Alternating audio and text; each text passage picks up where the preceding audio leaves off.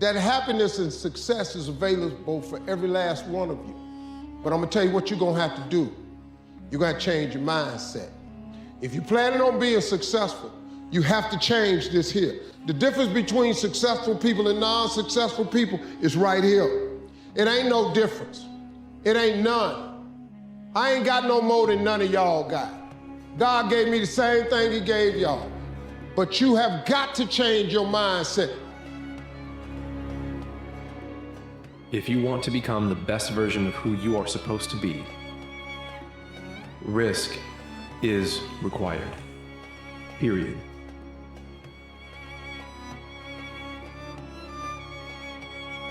Whatever success means to you, properly define it, but always look at it in terms of, do I love what I do? Do I know what I'm doing?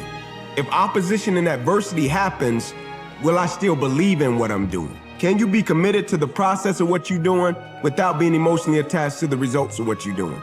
Can you be committed to it in the midst of opposition, in the midst of adversity? Because if you can be committed to it in the midst of opposition, in the midst of adversity, now you can believe in it. So when it goes wrong and it doesn't play in your favor, you can still believe in what you're doing and you're not gonna run. Love what you're doing, know what you're doing, but above all, believe in what you're doing, man. Practice makes improvement. You can always better your best. You can always go beyond anything that you have ever done. You'll never hit a state of perfection. You're always bigger than what you do. And so all you're looking for are new breakthroughs through practice and practice and practice. You'll get better and better and better.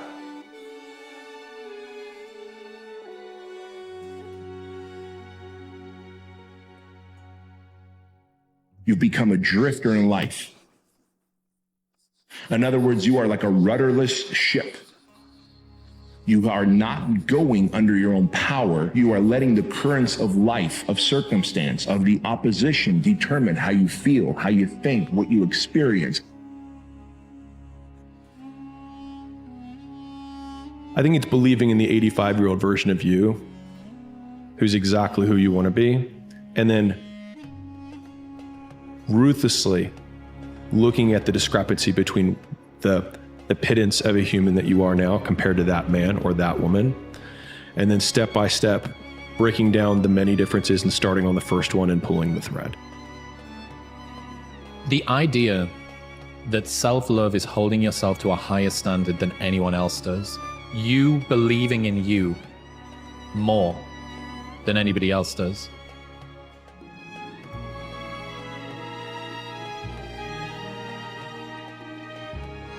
No matter what tragedy we go through, we are still great.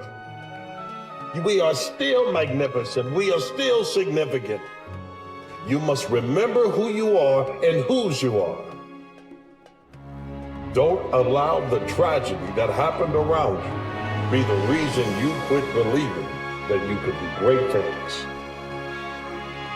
We are more than what happens to us. We are. Move on. Straight up, move on. Forget them. Lay hold of it. You lay hold of it. And when that thing tells you to quit, you look at it in his eye and say, I ain't going nowhere. I will break you before you break me. You will not defeat me. You will not destroy me. Some of you are so ignorant. You've been through so much hell. You gonna quit now? You should have quit 10 years ago. You should have been quit. You don't quit now. It's the 10th round. You got 2 more to go. And when you get to success, it's not about skill. When you get to a certain level of success, it's about stamina. It's about stamina.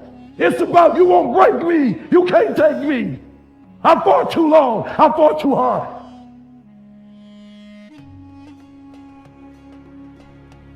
As life unfolds, life comes at you with so much. There's gonna be certain seasons in life to where you're in a season of just enduring. You just gotta endure right now, right? Whatever you're going through, sometimes you're in that season of, man, it's time to endure. Those things are necessary so you can become a different version of yourself and you can grow and learn from these experiences. So one day you can go back when somebody else is going through something and you can share them. But in terms of you framing acceptance as saying that I am comfortable with who I am and I cannot be better and I must be satisfied with that, is the biggest embodiment of failure that I can imagine. There's a difference between saying I am good enough and I am good. So you could say I am good enough for my current state based on the work that I've put into it, but I could be better. You can accept that the work that you have done has created the outcome that you've created, but you do not need to accept that the outcome that you've created is the end-all be-all and the last outcome that you need to have. But deep down, you know that something more is for you.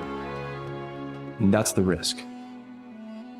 And as scary as it can be, as terrifying as the leap may seem, that risk, the edge of where you are and where you can go, is where life begins. That space is where you feel alive. That voice that's calling out from inside of you, it may not be the voice of encouragement. It may be the voice that says, stay where you are. We're comfortable here.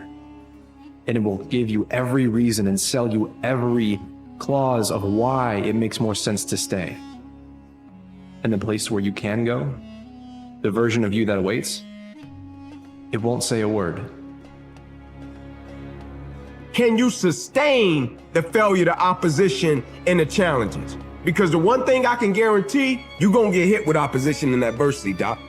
I don't care how cute you are, I don't care how strong you are, I don't care how nice you are, it's coming to see you. I don't care how grand your dreams and your goals are, it's coming to see you. I don't care how nice of a person you are, it's coming to see you. I don't care how motivated you are, it's coming to see you. That's why it says adversity causes some cats to break and other cats to break records. There are those who will depend upon you. So make the promise that I will truly live. All I can tell you is this. The promise to live is a promise to be.